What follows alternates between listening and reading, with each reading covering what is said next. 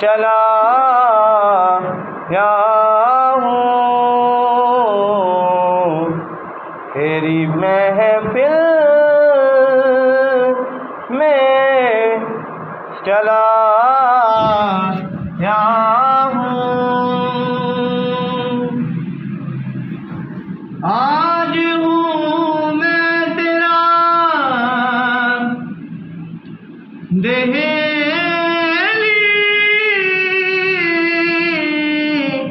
سے نشین آج ہوں میں تیرا دہلی سے نشین آج میں عرش کا ہم پایا ہوں آج میں عرش کا ہم پایا ہوں لگے مقدو بے مایا ہوں جو بھی لمحے تیری صحبتیں میں کٹے ایسے لگتا ہے عمر گزارا یا بے مقدو بے مایا ہوں تیری محفل میں چلا آیا ہوں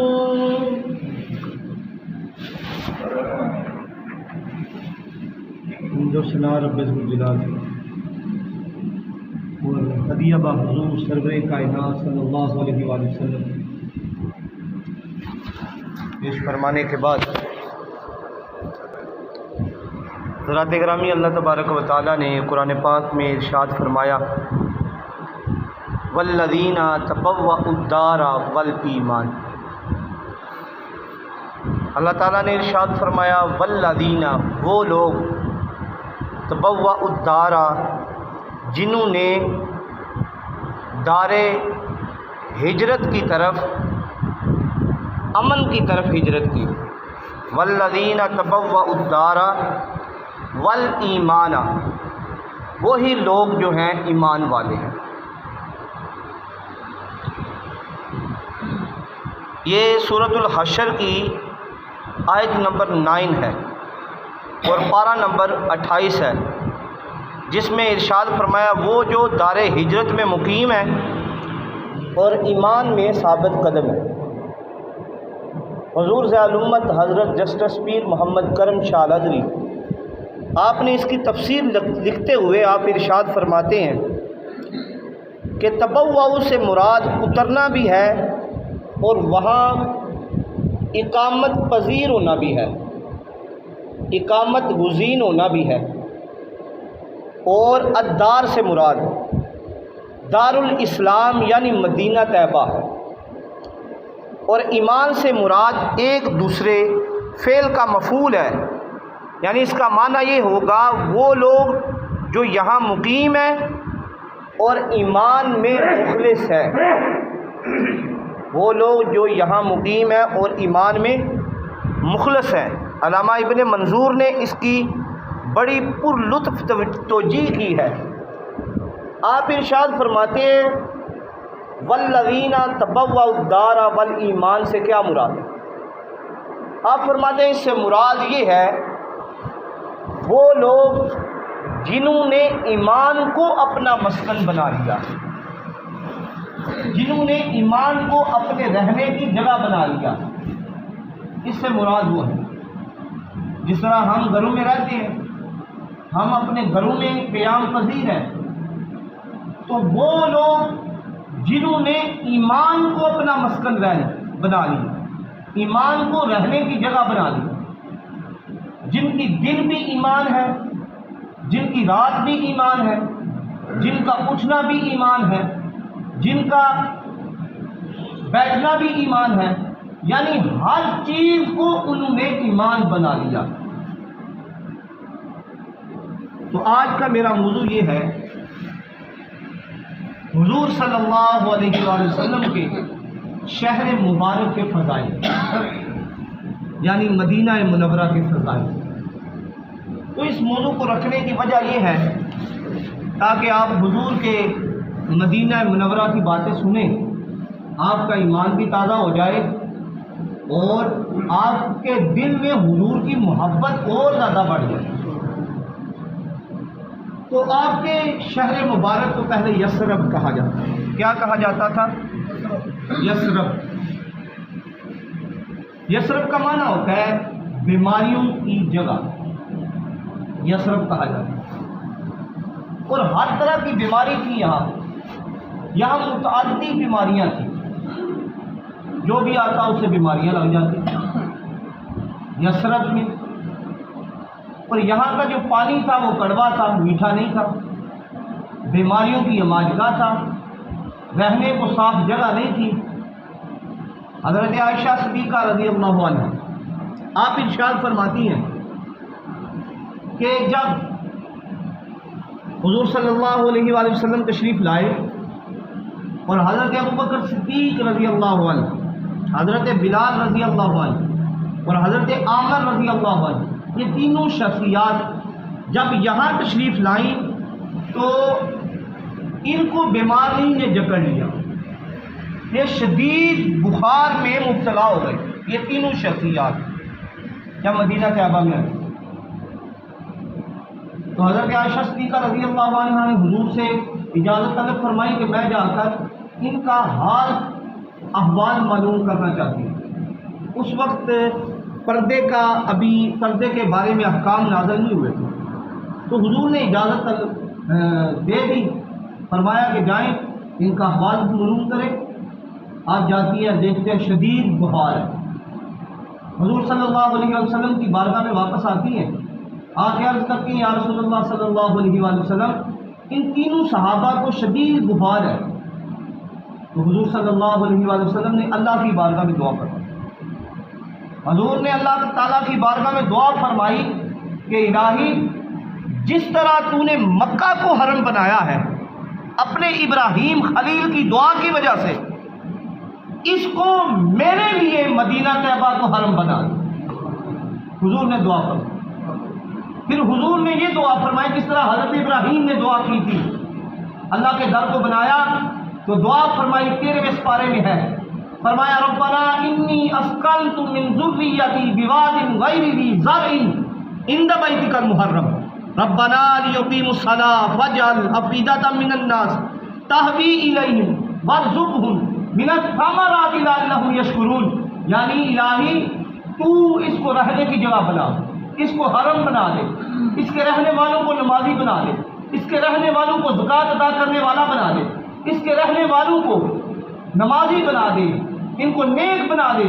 اور پھر دعا فرمائی الہی اس جگہ پہ رزق کو نازل فرما، اس جگہ پہ ہر طرح کا پھل مل جائے۔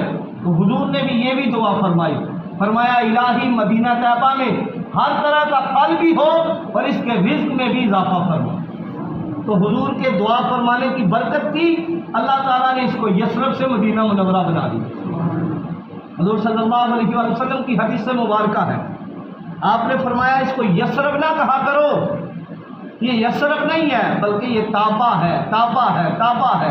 3 دفعہ حضور نے فرمایا، طابہ کا مطلب ہے یہ پاکیزہ ہے، یہ پاکیزہ ہے، یہ پاکیزہ ہے، یعنی یہ پاکیزہ شہر ہوگا یثرب، لیکن وہ حضور کی آمد سے پہلے تھا۔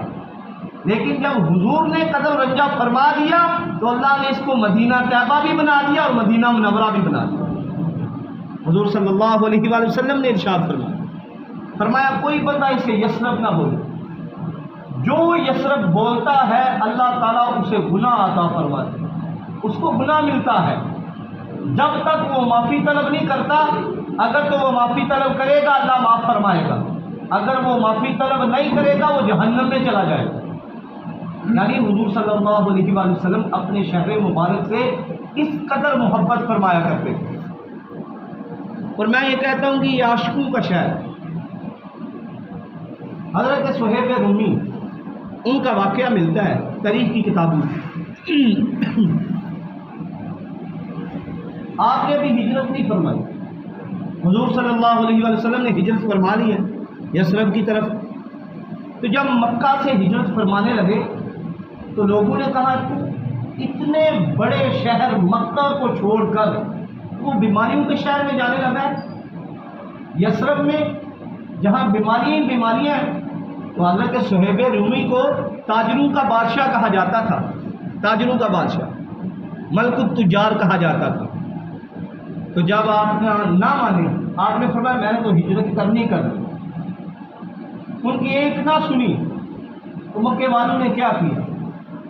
انہوں نے یہ کیا، انہوں نے کہا اے صہیب رومی، تو نے جتنا مال کمایا ہے وہ مکہ میں رہ کر کمایا ہے، جتنا مال ہے وہ مکہ میں چھوڑ اور جا مدینہ ہجرت کر، یثرب کی طرف ہجرت کر. آپ نے یہ نہیں دیکھا کہ میرے پاس مال اتنا ہے کنگال ہو کے جاؤں گا. آپ نے سارے کا سارا مال چھوڑ دیا.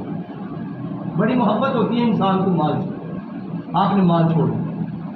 پھر انہوں نے کہا کہ مال کو چھوڑ دیا، تیری یہ جو بیوی ہے نا یہ بھی تجھے مکہ سے ملی ہے، اپنی بیوی کو تجھے چھوڑنا پڑے گا. انہوں نے سارے حربے استعمال کیے کہ کسی طریقے سے آپ ہجرت نہ فرمائیں. لیکن آپ نے جب سنا کہ وہ کہہ رہے ہیں کہ بیوی کو چھوڑ دے، آپ نے بیوی کو چھوڑ دیا. پھر انہوں نے کہا ایک اور حربہ استعمال کیا. انہوں نے کہا تو ایسا کر، تیرے یہ جو بچے ہوئے ہیں نا یہ بھی مکہ کی وجہ سے ہوئے، تو اس کو چھوڑ اور یثرب کی طرف ہجرت کر جا. حضرات گرامی، بڑی محبت ہوتی ہے انسان کو اولاد سے. میری بھی اولاد ہے، آپ کی بھی اولاد ہے.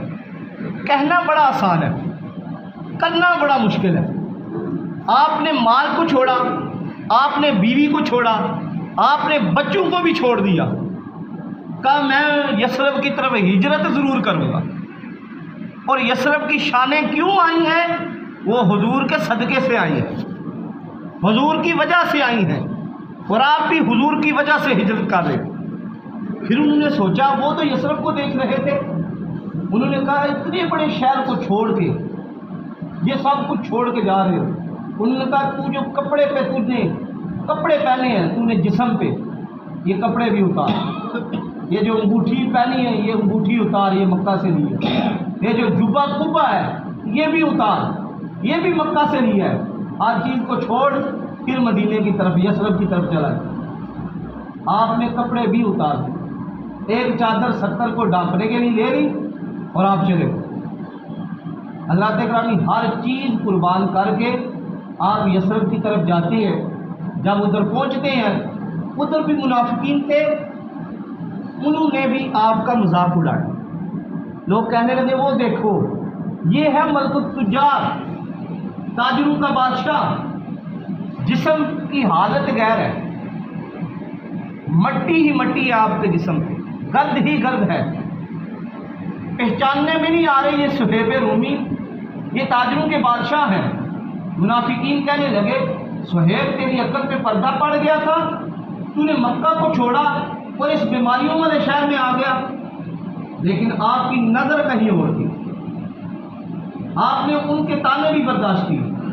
پھر حضور صلی اللہ علیہ وآلہ وسلم کی بارگاہ میں آتے حضور صلی اللہ علیہ وآلہ وسلم نے حضرت صہیب رومی کا کھڑے ہو کر استقبال کیا، آپ کو سینے کے ساتھ لگایا، اپنی چادر مبارک عطا فرمائی اور فرمایا اے صہیب تو پوری عمر تجارت کرتا رہا، پوری عمر سودا بازی کرتا رہا، لیکن جو تو نے آج سودا کیا ہے پوری عمر نہیں کر سکتا. سب سے زیادہ تجھے اس سودے میں فائدہ ہوا ہے. پھر حضور نے دعا فرمائی، فرمایا اے صہیب تو وہاں مکہ کا تاجر تھا، مکہ کے تاجروں کا بادشاہ تھا، میں تجھے مدینے کے تاجروں کا بادشاہ بناتا ہوں۔ اللہ تعالیٰ نے آپ کے رزق میں اضافہ فرما دیا۔ آج بھی 1400 سال گزرنے کے بعد بھی آپ کا اکاؤنٹ موجود ہے حضرت صہیب رومی کے نام سے، جس سے غریبوں کو مال جاتا ہے۔ یہ تھی میرے نبی کی دعا۔ حضرات اکرامی، یہ تھی اللہ کے نبی کے شہر سے محبت کی وجہ سے۔ اللہ تعالیٰ ہمیں بھی یہی محبتیں عطا فرمائے، حضور کے شہر مبارک سے محبت عطا فرمائے۔ بڑے بڑے عالم دین اور صحابہ کرام حضور کے روضہ مبارک سے اور حضور کے شہر مبارک سے بڑی محبت فرمایا کرتے تھے۔ ایک دفعہ ایک رابی آیا، اس نے حضور صلی اللہ علیہ وسلم کے ہاتھ مبارک پہ، دست مبارک پہ بیعت کی۔ ابھی وہ کچھ دن رکا ہی تھا، اس کو بخار ہو گیا۔ اس نے سمجھا کہ میں یثرب میں آیا ہوں اس لیے بخار ہو گیا۔ اس نے یہ کیا، کچھ ہی دنوں بعد حضور کی بارگاہ میں گیا اور اس نے کہا کہ یا رسول اللہ، میں بیعت جو ہے وہ توڑنا چاہتا ہوں، میں بیعت توڑنا چاہتا ہوں۔ حضور صلی اللہ علیہ وآلہ وسلم نے دیکھا تو فرمایا کیوں بیعت توڑنا چاہتا ہے؟ اس نے حضور کے شہر مبارک کی بے ادبی کی۔ اس نے کہا کہ آپ کا شہر مبارک نہیں تھی، اس میں آیا ہوں، یہ بیماریوں کا شہر تھا، مجھے بیماری لگ گئی۔ حضور صلی اللہ علیہ وآلہ وسلم نے فرمایا کہ تجھ جیسے بے دین کو مدینہ طیبہ بھی رکھنا نہیں چاہتا۔ اور حضرت عمر بن عبد العزیز، جنہیں عمر ثانی بھی کہا جاتا ہے، جن کی عادات جو ہے حضرت عمر بن خطاب رضی اللہ تعالی عنہ کے ساتھ ملتی جلتی تھی، آپ رضی اللہ عنہ دعا فرمایا کرتے تھے، الہی مجھے ان لوگوں میں شامل نہ فرمانا جن کو مدینہ طیبہ اپنے پاس رکھنے نہیں چاہتا۔ چلے آپ کی آسانی کے لیے میں یہ کہہ دیتا ہوں، آپ دعا فرمایا کرتے تھے، الہی مجھے ان بد نصیبوں میں نہ فرمانا جن کی قسمت میں مدینہ طیبہ جانا ہی نہیں لکھا، جن کی قسمت میں مدینہ طیبہ جانا نہیں لکھا۔ آپ ہر وقت یہ دعا فرماتے تھے۔ اور حضرت عمر بن خطاب رضی اللہ عنہ، عدل کے بادشاہ، آپ یہ دعا فرمایا کرتے تھے، الہی مجھے اپنی محبت میں موت عطا فرمانا۔ اور یہ دعا فرمایا کرتے تھے، الہی مجھے موت عطا فرمانا تو یہ تیرا طیبہ ہو، یہ مدینہ طیبہ میں موت عطا فرمانا۔ اور آپ کی آرزو دیکھیں کس طرح قبول ہوئی کہ آپ رضی اللہ عنہ کو اللہ تعالیٰ نے یہ مقام عطا فرمایا کہ آپ رضی اللہ عنہ کا مزار جو ہے، اور آپ حضور صلی اللہ علیہ وآلہ وسلم کے قدمین شریف ہے، آپ کے پہلو میں ہے۔ حضور صلی اللہ علیہ وآلہ وسلم کے مزار پرانوار میں آپ کی قبر مبارک ہے۔ آپ کی یہ دعا کس طرح قبول ہے۔ اور حضرت امام مالک رضی اللہ عنہ، آپ کے بارے میں آتا ہے کہ آپ مدینہ طیبہ سے ایک منٹ کے لیے بھی ادھر ادھر نہیں جاتے، ہر وقت مدینہ طیبہ میں رہتے۔ آپ دعا کیا کرتے تھے، الہی مجھے موت عطا فرمانا تو مدینہ منورہ میں عطا فرمانا، ادھر ادھر جاتے ہی نہیں تھے۔ ایک بار آپ نے زندگی میں صرف ایک بار حج کیا ہے، صرف ایک بار، جو فرض تھا۔ اس کے علاوہ آپ جا سکتے تھے حج پہ، صرف اس وجہ سے نہیں گئے کہ یہ نہ ہو میں حج پہ جاؤں اور مجھے موت آ جائے، مجھے موت آئے تو مدینہ منورہ ہو۔ اور آپ کی موت بھی مدینہ منورہ میں ہوئی۔ ایک دفعہ خلیفہ وقت جس کا نام تھا مہدی، آپ اس کے استقبال کے لیے جاتے ہیں، پتہ چلا وہ آ رہا ہے، آپ کچھ اپنے ساتھیوں کو لیتے ہیں اس کے استقبال کے لیے، مدینہ سے 2-3 میل دور جا کر استقبال کرتے ہیں۔ تو جو خلیفہ وقت تھا مہدی جس کا نام تھا، اس نے دیکھا کہ آپ کے چہرے کا روب دیکھا اور آپ کی شخصیت کو دیکھا، آپ کے چہرے پہ نور دیکھا، تو آپ کے ساتھ بڑے ہی عاجزانہ لہجے میں اس نے بات بھی کی، آپ کا اس نے استقبال بھی کیا، بڑے اچھے لہجے میں اس نے آپ کو عزتوں سے نوازا، حضرت امام مالک کو۔ پھر جب حضرت امام مالک اور خلیفہ مہدی آپ جب مدینہ منورہ میں داخل ہوئے تو حضرت امام مالک نے فرمایا کہ خلیفہ مہدی اس جگہ پہ جتنے لوگ ہیں وہ حضور کے اصحاب میں سے جو مہاجرین تھے ان کی اولاد ہے یا انصار کی اولاد ہے، تو جس کے پاس سے بھی گزرے، یہ حضرت امام مالک خلیفہ وقت کو کہہ رہے ہیں، تو جس کے پاس سے بھی گزرے اس کو سلام کرنا۔ تو اس نے کہا اس کی کیا دلیل ہے؟ آپ نے ساتھ یہ بھی ارشاد فرمایا کہ پوری روئے زمین پہ مدینہ طیبہ سے افضل کوئی شہر نہیں ہے، کوئی شہر نہیں۔ اس نے کہا یہ کس چیز کی دلیل ہے؟ مجھے دلیل بتائیں، یہ جو آپ نے بات کی ہے اس کی دلیل کیا ہے؟ وہ آپ نے ارشاد فرمایا جتنے بھی نبی آئے ہیں دنیا میں، کسی نبی کی قبر پرانوار اس کا مزار معلوم نہیں ہے کہاں ہے، تاریخ میں کہیں اور ہے، بعد میں کہیں اور ہے، لیکن واحد جگہ ہے حضور صلی اللہ علیہ وآلہ وسلم کی اس مدینہ طیبہ کی، اور حضور کے مزار کا پتہ ہے کہ یہ وہی مزار ہے، تاریخ میں بھی یہی ہے اور آج بھی یہی ہے، اور حضور صلی اللہ علیہ وآلہ وسلم کے مزار کی وجہ سے اس مدینہ منورہ کی شان ہے۔ اور آپ کو ایک اور بات میں بتاتا چلوں، ٹائم ہو چکا ہے، لیکن صرف آپ کے علم اور نالج میں اضافہ کے لیے دنیا میں کہیں بھی چلے جائیں، آپ بیلجیم چلے جائیں، اسپین چلے جائیں، فرانس چلے جائیں، دبئی چلے جائیں، کہیں بھی آپ کو جنت کا ٹکڑا نہیں ملے گا زمین پہ۔ آئیں اگر جنت کا ٹکڑا دیکھنا ہے وہ مدینہ طیبہ میں ہے۔ حضور نے ارشاد فرمایا تھا، حضور نے فرمایا کہ میرے گھر، میرے منبر اور میرے مزار کے درمیان جتنی جگہ ہے وہ ریاض الجنہ ہے، وہ جنت کا ٹکڑا ہے۔ اور میں 4 سال پہلے اللہ نے سعادت عطا فرمائی، تو جو سکون اور جو سکون قلب وہاں جا کر نصیب ہوا، نہ زندگی میں پہلے نصیب ہوا نہ بعد میں نصیب ہوا۔ اللہ تعالیٰ ہم سب کا جانا وہاں نصیب فرمائے، اور اللہ تعالیٰ ہمیں صحیح طریقے سے حضور کے شہر مبارک سے ادب کرنے کی توفیق عطا فرمائے۔ اللہ تعالیٰ جو کچھ سنایا اس پر سب سے پہلے مجھے، اس کے بعد آپ سب کو عمل کی توفیق عطا فرمائے۔ وآخر دعوانا ان الحمد للہ رب العالمین۔ جن احباب نے سنتے ادا فرمانی ہے سنتے ادا فرما لیں، ساتھ ہی اپنی صفوں کو درست فرما لیں اور موبائل فون آف کر دیں۔